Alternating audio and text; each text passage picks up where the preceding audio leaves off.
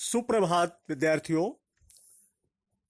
आप लोगों ने पाठ 8 चतुर तोता नामक पाठ पढ़ा, समझा और उस पाठ से संबंधित अतिरिक्त प्रश्नों के उत्तर अपने हिंदी नोटबुक में लिखा। आज हम पुनः इस पाठ की कहानी को भली प्रकार पढ़ेंगे और समझेंगे। पाठ का परिचय कराते हुए यहां पर लेखक ने इस पाठ के माध्यम से पक्षी जगत के मनोवैज्ञानिक विश्लेषण को एक तोते के माध्यम से प्रस्तुत किया है। पक्षियों की बोलियों में उनकी समझ, स्वाभाविक प्रकृति, स्वामी भक्ति, प्रेम और घृणा के भावों से परिचित कराया है। पशु पक्षी भी हमारे सच्चे मित्र बन सकते हैं, उनमें भी भावनाएं होती हैं। इस मनोरंजक कहानी के द्वारा हम यह जान पाएंगे। आइए पाठ की ओर बढ़ने से पहले कुछ प्रश्नों पर ध्यान देते हैं जिनके उत्तर हमें भली प्रकार से मालूम है। पहला प्रश्न है, हमें कैसी वाणी बोलनी चाहिए? हमें कैसी वाणी बोलनी चाहिए? मेरी समझ में सभी लोगों का उत्तर यही होगा, हमें मीठी या मधुर वाणी बोलनी चाहिए। अगला प्रश्न है, सच कैसा होता है? इसका उत्तर भी आप लोगों को मालूम है, सच कड़वा होता है। सच कैसा होता है? सच कड़वा होता है। अगला प्रश्न है, आप जीवन में सदा सच बोलते हैं या समयानुसार सच बोलते हैं? इसका उत्तर है, हमें प्रायः जीवन में सदा सत्य ही बोलना चाहिए। आइए कहानी पढ़ते समय अपने इन प्रश्नों के उत्तर, अभी हमने जो प्रश्न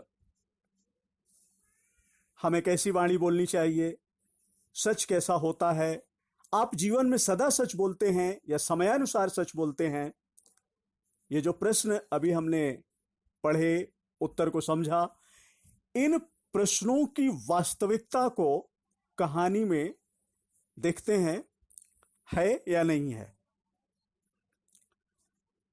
कहानी है, प्राचीन समय की एक बात है। एक गांव में एक निर्धन व्यक्ति रहता था। उसके पास एक तोता था जो वाचाल भी था और चतुर भी। इसी कारण यह व्यक्ति अपने तोते को बहुत स्नेह करता था। प्रतिदिन जब वह काम पर से लौटता तो तोता उसे तरह तरह की रोचक बातें सुनाकर उसका मन बहला देता तथा उसकी समस्त थकान दूर हो जाती थी। क्या था? पुराने समय की बात है। एक गांव में एक गरीब व्यक्ति रहता था। उसके पास एक तोता था। प्रायः हम कुछ पशु पक्षियों को घर में पालतू बनाकर रख लेते हैं, जैसे कुत्ता, बिल्ली, तोता, कबूतर आदि। तो ये जो निर्धन व्यक्ति था, इसके पास एक तोता था। तोता वाचाल, वाचाल मतलब बातूनी, बात करने वाला, और चतुर भी था। चतुर मतलब चालाक। तोते की वाचालता और चतुराई के कारण ही निर्धन व्यक्ति अपने तोते को बहुत अधिक स्नेह करता था, क्योंकि जब वह काम से लौटता था, शाम को वापस घर आता था, तो तोता रोचक बातें करके उसका मन बहलाता था, जिससे उसकी थकान दूर हो जाती थी। एक बार उस निर्धन व्यक्ति को एक दूरस्थ गांव जाना पड़ा। जाते वक्त उसने अपनी पत्नी को हलवा बनाकर रखने का आदेश दिया और बोला, दोपहर के भोजन के लिए हलवा बना लेना। यदि मुझे आने में विलंब हो जाए तो आधा हलवा तुम स्वयं खा लेना और आधा मेरे लिए रख देना, मैं आकर उसे खा लूंगा। निर्धन व्यक्ति ने क्या कहा, उसे दूर किसी गांव में काम के लिए जाना था, तो अपनी पत्नी से उसने कहा कि दोपहर के खाने के लिए हलवा बना लेना और यदि मुझे आने में देर हो जाए तो तुम आधा हलवा स्वयं खा लेना और मेरे लिए आधा रख देना। अब हुआ यूं, हलवा बहुत स्वादिष्ट बना तथा निर्धन व्यक्ति की पत्नी स्वयं ही सारा हलवा चट कर गई। जब उसका पति घर लौटा तो पूछने से पहले ही झूठ मूठ बोल उठी, देखो जी, क्रुद्ध मत होना, आपके लिए जो हलवा रखा था उसे तो बिल्ली खा गई। मैं फिर किसी दिन आपको ताजा गर्म हलवा बनाकर खिला दूंगी। क्या हुआ, पत्नी ने हलवा बनाया और वो हलवा बहुत ही स्वादिष्ट बना। पति ने पत्नी को यह छूट दे दी थी कि अपने हिस्से का आधा हलवा वो खा ले। तो पत्नी ने आधा हलवा जब खाया होगा, उसे स्वादिष्ट लगा होगा, तो उसे लालच आया होगा और उसने जो अपने पति के लिए जो हलवा रखा था उसे भी उसने खा लिया। और पति के आने पर उसके पूछने से पहले ही झूठ उत्तर दे दिया, झूठ मूठ में कहना शुरू कर दिया कि नाराज मत होना, मैंने जो हलवा बनाया था और जो आपके लिए रखा था वो हलवा बिल्ली आकर खा गई और मैं फिर किसी दिन आपके लिए ताजा और गर्म हलवा बनाकर खिला दूंगी। पति को निराशा तो बहुत हुई, तथापि उस समय उसने चुप रहना ही उचित समझा। जो भी उसके आगे परोसा गया उसने शांत मन से खा लिया।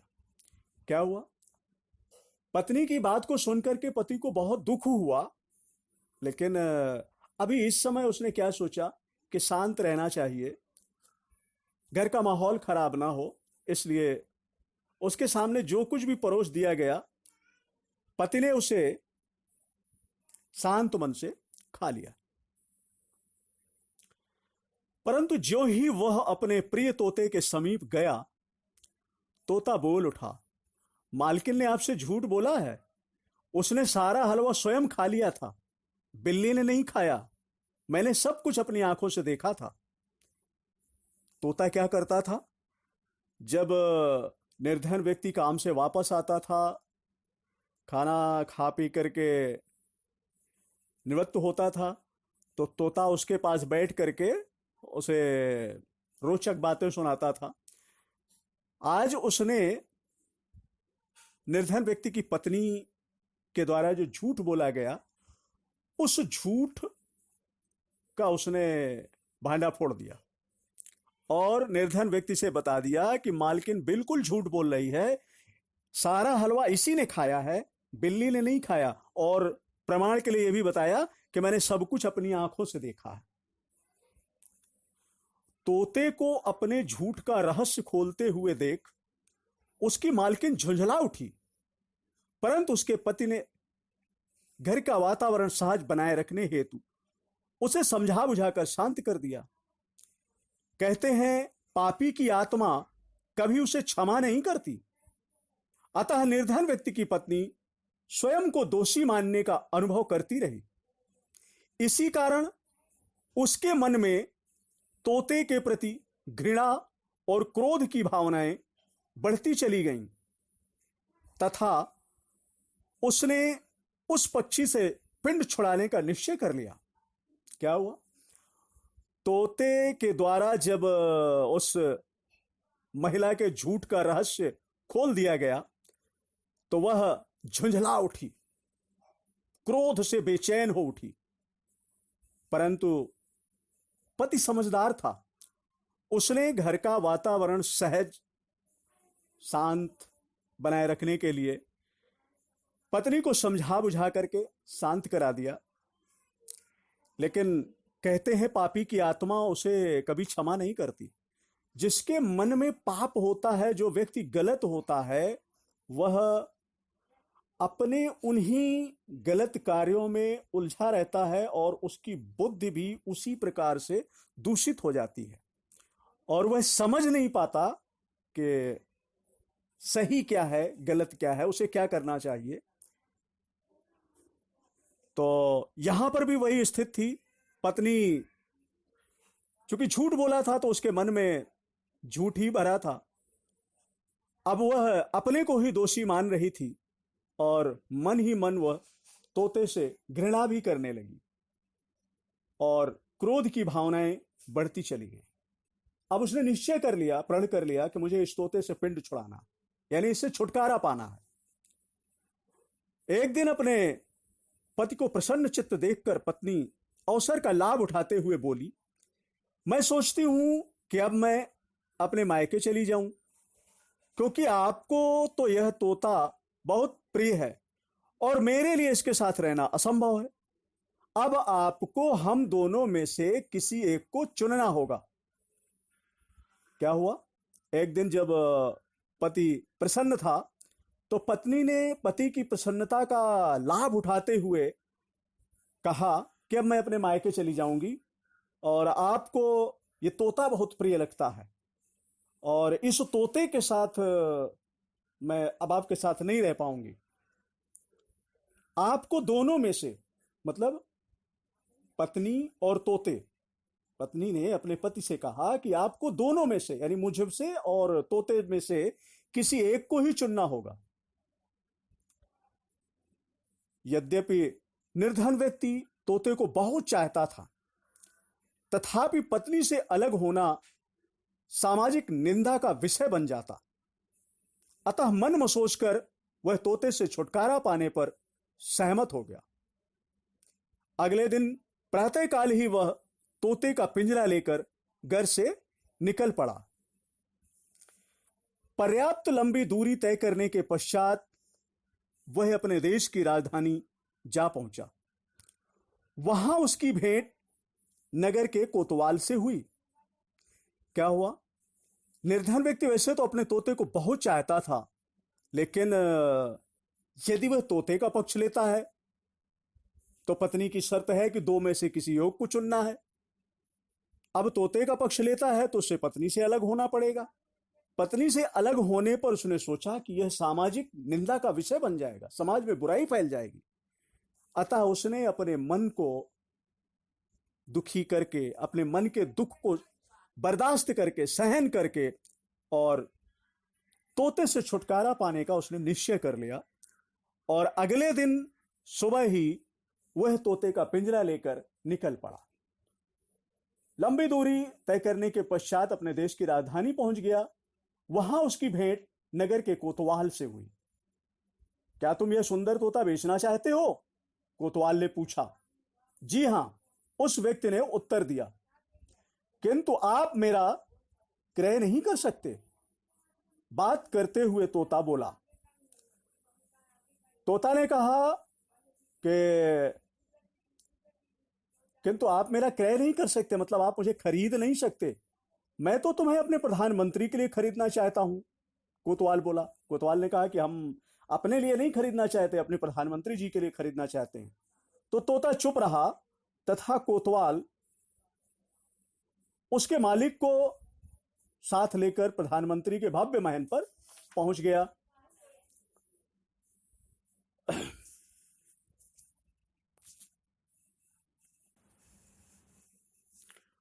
कोतवाल के साथ तोता और उसका मालिक प्रधानमंत्री जी के सामने प्रस्तुत हुए। कोतवाल ने तोते की प्रशंसा की और उस तोते को खरीद लेने का अनुरोध किया। वास्तव में यह तोता हमारे महाराज के योग्य है, अतः हमें इसे उनके पास ही ले जाना चाहिए। अतः वह तीनों राजा के महल जा पहुंचे। राजा तोते को देखकर अत्यंत प्रसन्न हो उठा और उसने उसके मालिक से पूछा, क्या मोल दिया जाए तुम्हें इस तोते का? तोता प्रधानमंत्री जी के पास पहुंचा तो प्रधानमंत्री को लगा कि यह तोता हमारे राजा के योग्य है, और प्रधानमंत्री अब तीनों को लेकर के, तोता, उसके मालिक और कोतवाल को लेकर के पहुंच गए राजा के पास। और वहां पर राजा ने जब तोते को देखा तो उन्हें भी तोता पसंद आया और वह भी उसे खरीदने के इच्छुक हुए, और उन्होंने तोते के मालिक से पूछ लिया कि तुम्हें इस तोते का क्या मूल्य दिया जाए। तो 10,000 रुपए महाराज। अपने मालिक के उत्तर देने से पहले ही तोता बोल उठा। इससे पहले कि उसका मालिक कोई उत्तर देता, तोता स्वयं ही बोल उठा, 10,000 रुपए। यानी उस तोते ने अपनी कीमत स्वयं बता दी। तोते को अपने प्रश्न का उत्तर देते हुए सुनकर राजा उस पर मुग्ध हो गया। उसने प्रधानमंत्री को आदेश दिया कि तोते के मालिक को उसका यथोचित मोल दिलवा दिया जाए। तोता तो मानो नरक से निकलकर स्वर्ग में आ गया। महल में उसकी राजसी ढंग से देखभाल होने लगी। रानी तथा उसकी बांदियां तोते की प्यारी प्यारी बातों से आनंदित रहने लगी। फलतः तोता रनिवास से जुड़े प्रत्येक व्यक्ति का चहेता बन गया। तोता राजा ने जब देखा कि तोता स्वयं ही अपने प्रश्न का उत्तर दे रहा है तो उस पर मोहित हो गया, और उसने प्रधानमंत्री को आदेश दिया कि इस तोते का जो भी उचित मूल्य है इसके मालिक को दे दिया जाए, और तोते को उन्होंने रख लिया। अब तोता निर्धन व्यक्ति के घर से निकलकर राजमहल में आ गया। इसलिए यहां पर एक आ गया कि मानो तोता नरक से निकलकर स्वर्ग में आ गया। यहां पर दो शब्द आए हैं, नरक और स्वर्ग। नरक क्या है, स्वर्ग क्या है? तो नरक का मतलब जहां पर हर प्रकार का दुख हो, हर प्रकार का अभाव हो, नरक वही है। स्वर्ग जहां पर हर प्रकार का सुख होता है, किसी प्रकार का अभाव नहीं होता, वह स्वर्ग है। तो गरीब व्यक्ति के घर में तमाम प्रकार के असुविधाएं थी, तमाम प्रकार की कमियां थी, तमाम प्रकार के दुख अभाव थे, परंतु राजा के घर में किसी भी प्रकार का दुख नहीं था। तोता अब राजसी ढंग से राजा महाराजाओं की तरह ही वह राजमहल में रहने लगा। इसलिए कहा गया कि तोता नरक से निकल के स्वर्ग में आ गया। रानी तथा उसकी बांदियां, रानी और बांदियां मतलब दासियां से है, रानी की दासियों से। रानी और उसकी दासियां तोते से प्यारी प्यारी बातें करती और खुश होती। फलतः तोता रनिवास से जुड़े प्रत्येक व्यक्ति का चहेता बन गया।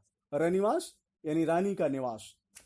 तो रनिवास से जो भी व्यक्ति जुड़ा था उन सभी व्यक्तियों का चहेता बन गया, सबका स्नेही हो गया।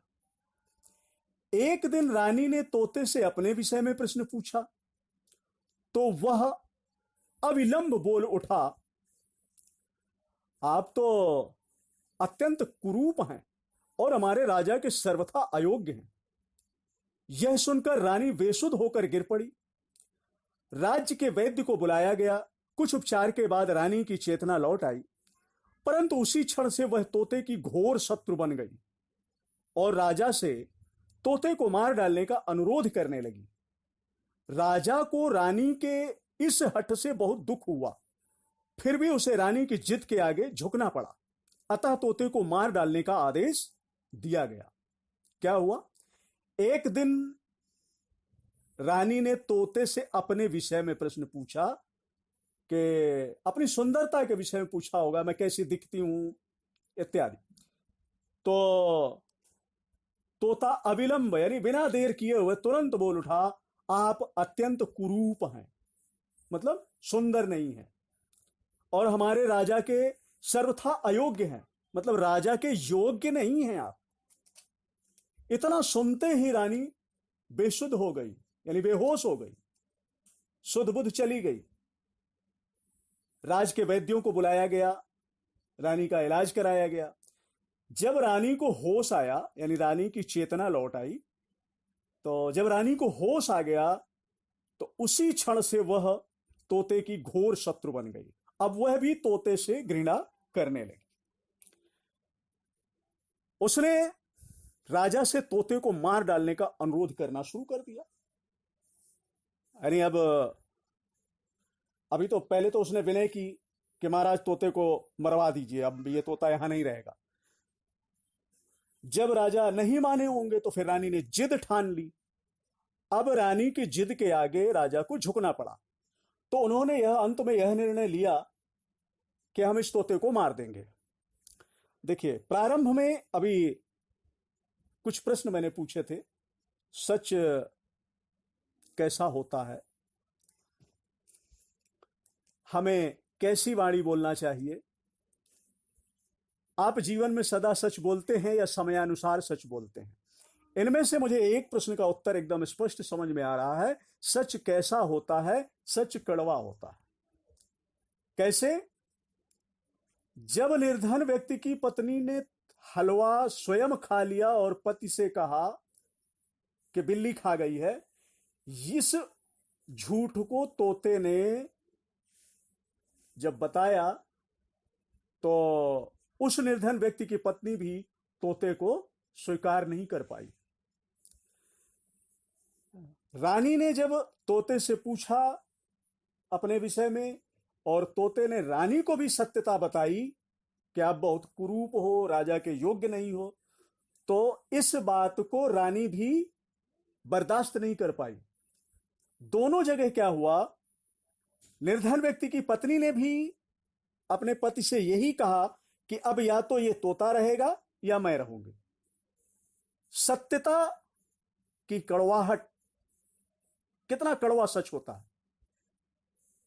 यदि तोते ने नहीं बताया होता कि व्यक्ति ने या मालकिन ने ही हलवा खा लिया है, तो तोते को समस्या नहीं आती।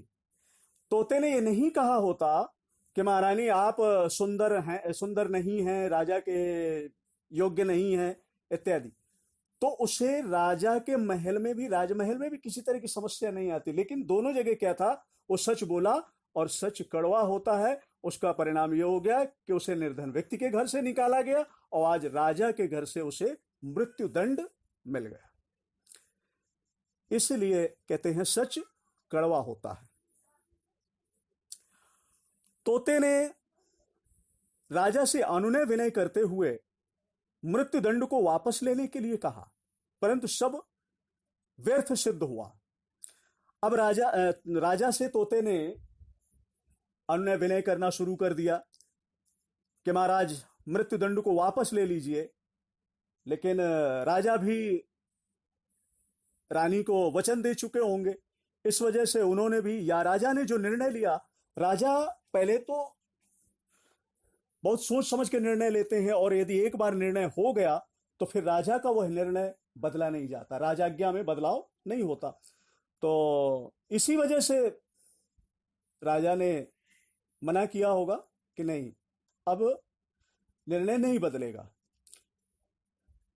तो फिर अंत में तोते ने अपने पुराने मालिक से मिलने का बहाना बनाकर 1 सप्ताह के लिए मृत्यु दंड को स्थगित करने की याचना की। तोते ने एक निवेदन किया कि महाराज मैं अपने पुराने मालिक से मिलना चाहता हूं, इसलिए आप मुझे एक हफ्ते का समय दें, और 1 सप्ताह के बाद मैं अपने पुराने मालिक से मिल करके आपके पास आ जाऊंगा, फिर आप मुझे मृत्युदंड दे दीजिए। राजा ने उसके इस याचना को स्वीकार कर लिया।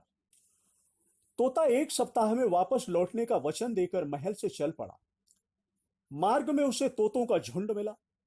वे तोते एक दूरस्थ द्वीप की ओर जा रहे थे। उन्होंने राजा के तोते को बताया कि उस द्वीप की अत्यंत सुंदर राजकुमारी तोतों को प्रतिदिन मोती खिलाती है। अतः वह भी उनके साथ हो लिया और 2 दिन में वे सब राजकुमारी के पास पहुंचे। जब तोता अपने पुराने मालिक से मिलने के लिए चल पड़ा तो रास्ते में उसे कुछ अन्य तोतों का झुंड मिला, जिनसे बातचीत के माध्यम से उसे पता चला कि वो एक किसी द्वीप में जा रहे हैं जहां की राजकुमारी बहुत ही सुंदर है और वह तोतों को प्रतिदिन मोती खिलाती है। तो वो उसी राजकुमारी के पास मोती खाने के लिए जा रहे हैं। राजकुमारी द्वारा मोती खिलाए जाने की बात को सुन करके वह तोता भी उन्हीं तोतों के साथ में मिल लिया और उनके साथ द्वीप में चला गया। राजकुमारी द्वारा दिए गए मोतियों को जी भरकर खा लेने के पश्चात सभी तोते वहां से उड़ गए, परंतु राजा का तोता बीमार होने का बहाना बनाकर वहीं लेट गया। हुआ क्या कि राजकुमारी ने तोतों को मोती खिलाया तो सारे तोते जो थे मोती खा करके अपने घर वापस आ गए, परंतु ये जो राजा का तोता था इसने बीमार होने का नाटक कर लिया कि मैं बीमार हो गया। राजकुमारी ने अपनी बांदियों से उसे महल के भीतर ले जाने का आदेश दिया तथा स्वयं उसकी देखभाल करने लगी। अब हुआ क्या, जब राजकुमारी ने देखा कि यह तोता बीमार हो गया है तो उसे अपने दासियों से महल में बुलवा लिया और उसकी देखभाल स्वयं करने लगी। एक दिन तोता राजकुमारी से बोला, आप कितनी सुंदर और दयालु हैं। मेरे स्वामी राजा तो प्रतिदिन निर्धनों को मोती दान में देते हैं। मेरे विचार में आप पूर्णतः उनकी रानी बनने के योग्य हैं। राजकुमारी ने तोते के स्वामी से भेंट करने की इच्छा व्यक्त की और उसके पिता ने एक पत्र तोते के स्वामी के पास भेजने का निश्चय किया। पत्र में निमंत्रण देते हुए उन्हें लिखा, महाराज, मैं आपको सादर निमंत्रित करता हूं कि आप यहां आकर मेरी अत्यंत सुंदर पुत्री से विवाह कर लें। कृपया इस निमंत्रण को अस्वीकार ना करें, अन्यथा मेरी पुत्री का दिल टूट जाएगा। तो जब राजकुमारी उस तोते की देखभाल स्वयं करने लगी तो एक दिन तोते ने राजकुमारी से कहा कि आप बहुत ही सुंदर हैं, दयालु हैं और मेरे स्वामी जो राजा हैं वो भी प्रतिदिन निर्धनों को मोती दान में देते हैं और आप उनकी रानी बनने के योग्य हैं। तो राजकुमारी ने तोते के स्वामी से मिलने की इच्छा व्यक्त की। इस कारण से राजकुमारी के पिता ने तोते के मालिक महाराज के पास विवाह का प्रस्ताव भेजा और उन्हें अपने द्वीप में आने का निमंत्रण दिया। तोता पत्र लेकर अपने स्वामी के पास पहुंचा। 7 दिन की अवधि पूरी हो चुकी थी। राजा ने उसे मारने का आदेश दिया, परंतु पत्र पढ़ने के बाद उसका मन बदल गया तथा तोते की स्वामी भक्ति से वह प्रसन्न हो उठा। उसे दिए गए मृत्युदंड का आदेश वापस ले लिया तथा तोता राजा की सहमति का पत्र लेकर वापस द्वीप की ओर उड़ गया। विवाह का मुहूर्त निकलवाया गया तथा राजा शोभायुक्त वर यात्रा के साथ द्वीप पर पहुंच गया। विवाहोपरांत राजा अपनी नई रानी के साथ तोते को लेकर राजधानी लौट आया।